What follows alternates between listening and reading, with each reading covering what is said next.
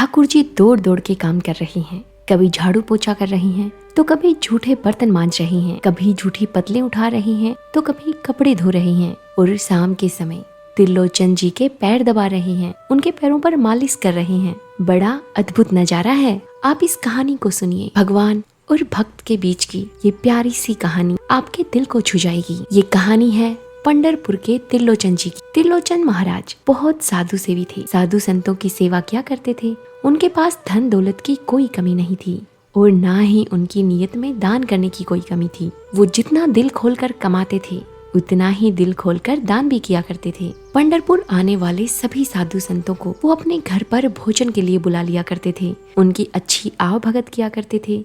उनके जीवन में सब कुछ अच्छा चल रहा था। काम धंधा पूरा करने के बाद बचा हुआ समय साधु संतों की सेवा में ही व्यतीत होता था। सेवा के प्रभाव से उनके मन में भी किसी प्रकार का कोई अभाव नहीं था। वो हमेशा खुश रहा करते थे। उनके चेहरे पर एक मीठी सी मुस्कान रहती थी। शादी के बहुत सालों बाद तक भी उनके घर में कोई संतान नहीं थी।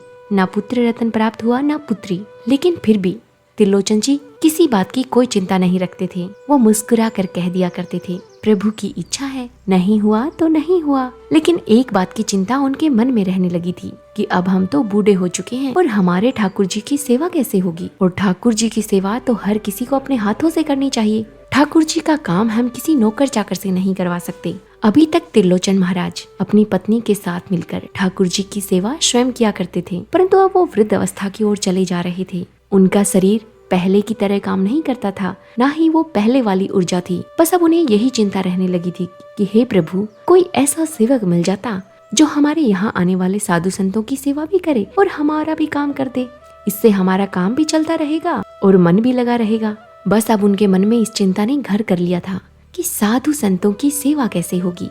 ये बात ठाकुर जी को हजम नहीं हुई। वो त्रिलोचन महाराज की ये दशा सहन न कर पाए और एक दिन स्वयं ठाकुर जी ने नौकर का वेश धारण कर लिया। उनका बहुत ही विचित्र रूप था। फटे पुराने कपड़े, 15-16 साल का एक खूबसूरत लड़का। केस घुंघराले थे, लेकिन बहुत दिनों से न नहाने के कारण वो जटाओं में बदल चुके थे। शरीर पर बहुत सी धूल मिट्टी चढ़ी हुई थी। ऐसा लगता था जैसे कई वर्षों से नहाए ना हो।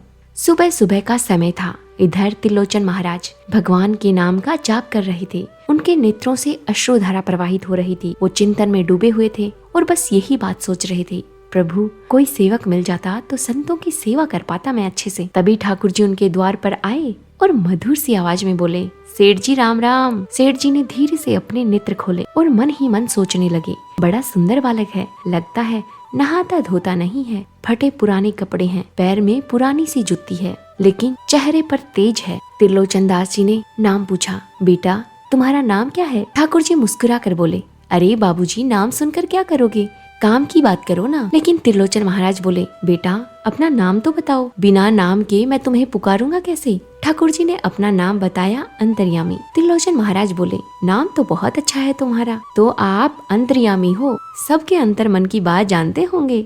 ठाकुर जी मुस्कुरा गए पर कुछ बोले नहीं। त्रिलोचन जी ने फिर पूछा, कहाँ रहते हो?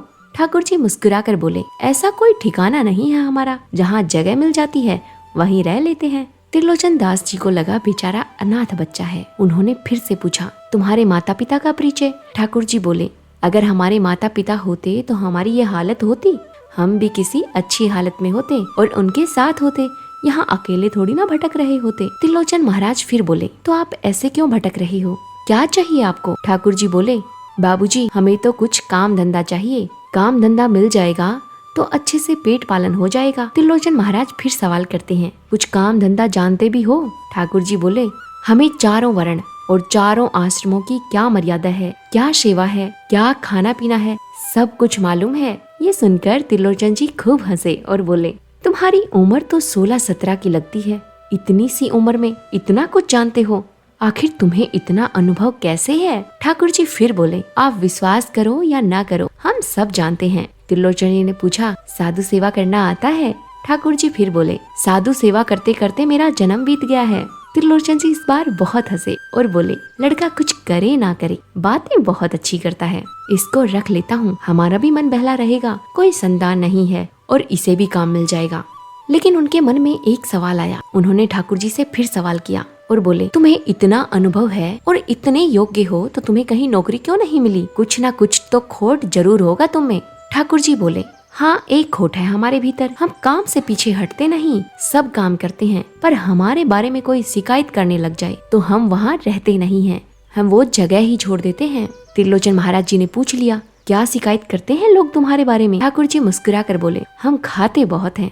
त्रिलोचन जी हंसने लगे और बोले, घर में अन्न धन की कमी नहीं है, वैसे कितना खाते हो तुम? ठाकुर जी बोले, 2-4 रोटियों से काम नहीं चलता हमारा, मैं 5-7 सेर खा जाता हूँ। त्रिलोचन जी भी मुस्कुरा कर बोल गए, हमारे भले 10 सेर खाओ, 12 सेर खाओ, हमारी तरफ से खाने में कोई कमी नहीं रहेगी, पर साधुओं की सेवा में कमी नहीं आनी चाहिए। ठाकुर जी सोचने लगे, बड़ा उदार भक्त है ठाकुर जी का। अब ठाकुर जी ने कड़े शब्दों में कहा, हम साधु संतों की सेवा तो करेंगे और आपके ठाकुर जी की भी सेवा करेंगे, साथ ही साथ घर का सारा काम भी कर देंगे, लेकिन हमको रोटी बनाकर माता जी को ही खिलानी पड़ेगी। सेठानी जी रोटी खिलाएंगी तभी हम रोटियां खाएंगे और हमारे लिए वही भोजन पकाएंगी। अभी तक त्रिलोचन दास जी की पत्नी ही सारा काम करती थी, सारा खाना बनाती थी। उन्होंने अपनी पत्नी को बुलाया और कहा, हम इन्हें अपना नौकर रखना चाहते हैं, लेकिन इनकी एक शर्त है, वो भी बहुत अजीब सी है। ये कहते हैं घर का सारा काम करेंगे, साधु संतों की भी सेवा करेंगे, यहाँ तक कि ठाकुर जी की भी अच्छे से सेवा करेंगे, लेकिन इनका खाना तुम्हें ही बनाना पड़ेगा। त्रिलोचन जी की पत्नी बहुत ही सरल थी, वो बोली, अरे कोई बात नहीं, मैं बना दिया करूंगी। लोग कहते थे, तुम्हारा बेटा नहीं है, बेटा नहीं तो मैं इसे अपना बेटा मानकर ही खाना खिला दिया करूंगी। अब ठाकुर जी बोले, देखो बाबूजी, एक बात हमेशा याद रखना, अगर आप लोगों ने हमें ये कहा कि हम बहुत खाते हैं तो हम यहाँ से चले जाएंगे, और अगर आपने ये बात किसी और के सामने कह दी तो हम आपको कभी नजर नहीं आएंगे। त्रिलोचन जी की पत्नी ने कहा, भला हम किसी से क्यों कहेंगे कि आप कितना खाते हो, हम इस बारे में किसी के सामने जिक्र भी नहीं करेंगे। ठाकुर जी बोले, ठीक है, तो मैं कल से ही काम पर लग जाता हूँ। अगली सुबह जब त्रिलोचन जी और उनकी पत्नी ब्रह्म मुहूर्त में उठे तो देखा महाराज रसोई में लगे हैं, कमर कस के, मुंह पे कपड़ा बांध करके, हाथ में एक करछुली लिए बना रहे हैं, एक कढ़ाई में दाल बना रहे हैं और फिर दूसरी कढ़ाई पर जाते हैं, वहाँ खीर बना रहे हैं, फिर दौड़ कर जाते हैं, वहाँ पूड़ी उछाल कर रख रहे हैं। त्रिलोचन जी और उनकी पत्नी देखते हैं, अकेले बालक सब बना रहा है, कितना अच्छा बच्चा है। करीब 8 बजे से संतों का आना शुरू हो गया। ठाकुर जी अकेले ही पत्तल लेकर दौड़ते हैं और सभी संतों को पत्तल बांटाते हैं और फिर अकेले ही सभी सामग्रियों को लेकर जाते हैं, सभी संतों को बांटते हैं। त्रिलोचन जी अगर कोई सामान उठा कर ले जाएं तो ठाकुर जी बीच में ही आ जाते हैं, बापूजी आप जाकर बैठो, मैं बांट रहा हूँ ना, आप उठ कर मत आओ, आप आओगे सब फैल जाएगा, मैं कर रहा हूँ ना, मैं अकेले सब कर लूंगा। त्रिलोचन जी और उनकी पत्नी बहुत खुश थे और मन ही मन बस यही सोच रहे थे, कैसा सेवक मिला है हमें। भले ही ठाकुर जी ने संतान नहीं दी, लेकिन ऐसा सेवक मिला है जिससे परिपूर्ण आनंद हो गया। सभी संत महात्मा खूब प्रेम से भोजन ग्रहण कर रहे थे। जब सभी संत भोजन पा चुके थे, फिर उन्होंने त्रिलोचन जी से कहा, वाह त्रिलोचन जी, हमने आपके यहाँ खूब बार पाया, लेकिन आज के जैसा प्रसाद हमने कभी नहीं पाया। त्रिलोचन जी बड़े प्रसन्न हुए। सभी संत चले गए। भगवान ने उठाया झाड़ू पोछा और बढ़िया से फर्श को चमकाया, सभी दरी वगैरह को समेट कर रख दिया, पतलों को व्यवस्थित कर दिया और सारे बर्तन साफ कर दिए और अपने हाथ पांव धोकर सामने आकर बैठ गए। बोले, मैया अब हमारी सेवा पूर्ण हो गई है, अब हमारी पेट पूजा करवाओ, अब आप लगो रसोई में, हमारे लिए बनाओ बढ़िया बढ़िया भोजन। मैया बड़े भाव में आ गई, अरे मेरे लल्ला, मैं अभी बना कर लाती हूँ। त्रिलोचन जी की पत्नी रसोई में गई और सुंदर सुंदर खीर बनाई, सुंदर सुंदर सब्जी बनाई और 10-5 पूड़ियाँ बना दी। सब कुछ उनकी पत्नी ने थोड़ा थोड़ा बनाकर तैयार किया और एक थाली में उन्होंने सब कुछ परोस दिया और ठाकुर जी के सामने रख दिया। अब अंतर्यामी भगवान ने खाना शुरू किया। खीर को एक बार में पी गए, पूरी सब्जी जल्दी से खत्म कर दिया। और लाओ मैया, भूख लगी है, जल्दी लाओ। मैया ने लाकर और रख दिया। भगवान ने फिर भी एक ही बार में सब कुछ चाट कर रख दिया। त्रिलोचन जी की पत्नी ने इतना ही बनाया था, सब खत्म हो गया। ठाकुर जी फिर बोले, मैया और लगाओ आटा जल्दी से, और बनाओ गर्मा गर्म पूड़ियाँ, हमने कहा था हमें पवाना पड़ेगा। त्रिलोचन जी की पत्नी कहती है, नहीं नहीं बेटा तू बैठ, मैं तेरे लिए अभी बनाती हूँ। मैया फिर गई और आटा लगाया और सब्जी बनाई, खीर बनाई और लाकर ठाकुर जी को फिर से दिया। ठाकुर जी ने 2 मिनट में सब खाली कर दिया। खूब खाया, खूब खाया। मैया आटा लगाती रही। एक आसन में अखंड 4 घंटे बैठकर भोजन किया। फिर बोले, ठीक है अब हो गया, अब आप थक गई होंगी, लाओ तेल दो, आपके हाथ पैरों पर मालिश कर देता हूँ। फिर ठाकुर जी ने बढ़िया तेल लगाकर मालिश की। त्रिलोचन जी की पत्नी पहले दिन तो कुछ नहीं बोली। जब दूसरे दिन भी ठाकुर जी ने इतना ही भोजन खाया, तीसरे दिन बोली, ये क्या कर लिया हमने। सुबह संतों को तो ये बनाकर खिला देते हैं, लेकिन शाम में जब ये बैठते हैं तो उतना ही अकेले खा जाते हैं। त्रिलोचन जी बोले, नहीं नहीं, तुमको याद है ना क्या कहा था इसने, अगर ऐसा बोलोगी तो ये चला जाएगा। त्रिलोचन महाराज की पत्नी ने कहा, ठीक है, मैं याद रखूंगी, दोबारा ऐसी बात कभी नहीं कहूंगी।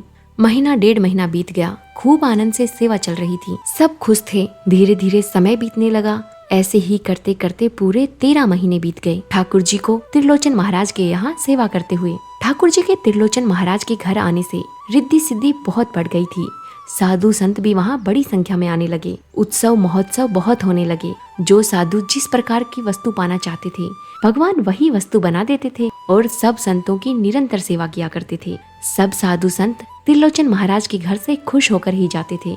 समाज में त्रिलोचन महाराज की जय जयकार होने लगी। सब उनकी बहुत तारीफ करते थे। साधु संत भी उनकी तारीफों के बड़े बड़े पुल बांध दिया करते थे। एक दिन त्रिलोचन महाराज जी की पत्नी मोहल्ले में किसी काम से बहुत सारी महिलाओं के साथ इकट्ठी हुई। सभी महिलाएं आपस में बात करने लगी और त्रिलोचन महाराज की पत्नी से बोली, जब से तुम्हारे घर पे अंतर्यामी आया है, ऐसा लगता है जैसे स्वयं भगवान जी ही आ गए हों। ऐसी रिद्धि सिद्धि घर में आ गई है। सब और नगर में सेठ जी की जय जयकार हो रही है। सेठ जी की तो रंगत ही बदल गई है। कारोबार भी पहले से अच्छा चल रहा है। साधु संतों की सेवा भी बराबर हो रही है। जो भी तुम्हारे घर आता है खाली हाथ नहीं लौटता। जो भी उम्मीद लेकर आता है सब उम्मीदें पूरी होती हैं। पर तुम तो अभी भी वैसी की वैसी ही हो जैसे पहली थी, बिल्कुल दुबली पतली। कुछ खाती पीती नहीं हो क्या? तो त्रिलोचन महाराज की पत्नी बोली, सेठ जी को अब करना ही क्या पड़ता है? कुछ नहीं, खाली बैठकर माला फेरते रहते हैं, भजन करते हैं, थोड़ा बहुत धंधे पानी की बात कर लेते हैं, हिसाब किताब देख लेते हैं, बाकी काम तो सारा अंतर्यामी ही कर लेता है। तभी उनमें से एक महिला बोली, तो आपको भी कोई काम थोड़े ना करना पड़ता होगा, अंतर्यामी ही तो सारा काम कर लेता है। त्रिलोचन महाराज की पत्नी के मुंह से निकल गया, नहीं, यही तो बात है, अंतर्यामी सब काम करता है, पर अंतर्यामी की सेवा हमको करनी पड़ती है। तो महिलाओं ने फिर पूछा, अच्छा क्या सेवा करती हो? हाथ पैर दबाती हो, कपड़े धोती हो? तो त्रिलोचन महाराज की पत्नी ने कहा, नहीं नहीं, बस मैं उसके लिए भोजन बनाती हूँ।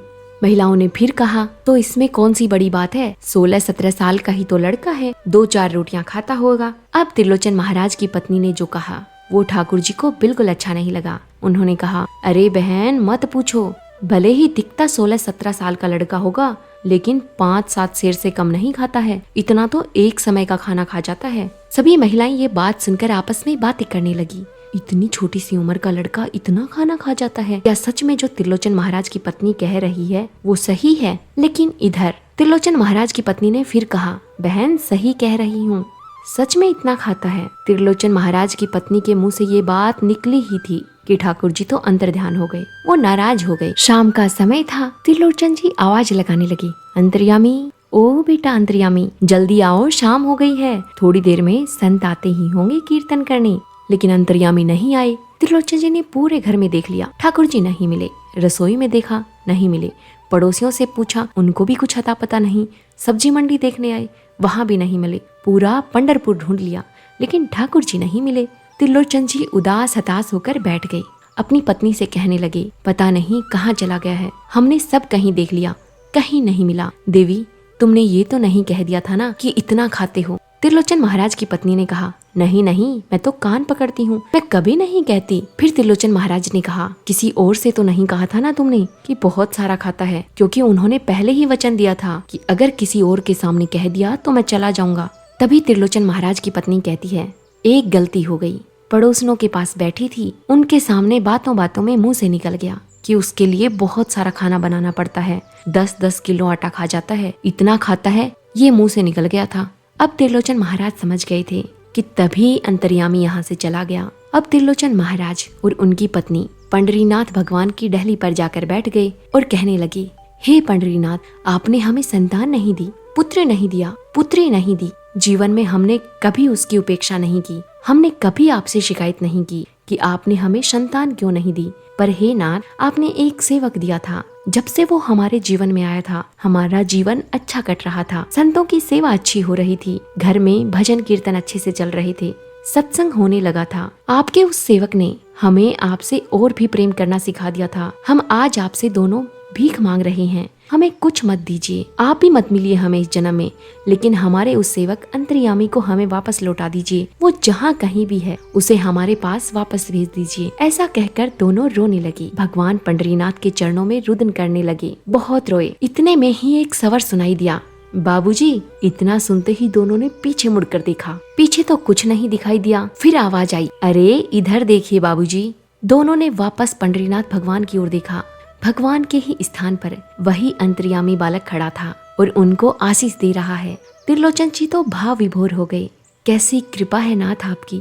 आप ही थे क्या जो इतने दिनों से हमारी और हमारे घर आने वाले संतों की सेवा कर रहे थे। इतनी अच्छी खीर, इतनी अच्छी पूड़ियाँ और सब्जी बना रहे थे। यहाँ तक कि आप चौका चूल्हा भी संभाल रहे थे। अच्छे अच्छे सत्संग और कीर्तन कर रहे थे। भगवान पंडरीनाथ मुस्कुराए और बोले, मेरे अलावा ऐसा और कर भी कौन सकता है। आपने संतों की सेवा के लिए सेवक मांगा था, इसलिए मैं ही आपके यहाँ चल करके आया। और फिर त्रिलोचन जी और उनकी पत्नी को भगवान ने अद्भुत कृपा करके कृतार्थ कर दिया। यदि कोई भक्त निस्वार्थ भाव से सेवा करता है और उसके ऊपर ठाकुर जी की असीम कृपा रहती है, तो भगवान उन्हें इसी जीवन में किसी न किसी रूप में दर्शन जरूर देते हैं। कभी कभी हम समझ नहीं पाते कि भगवान हमारे कितने करीब होते हैं। क्या इस कहानी ने सच में आपका दिल छू लिया है? कहानी कैसी लगी कमेंट करके जरूर बताइएगा और ऐसी ही प्यारी कहानियों के लिए हमारे चैनल को भी सब्सक्राइब कीजिएगा। धन्यवाद।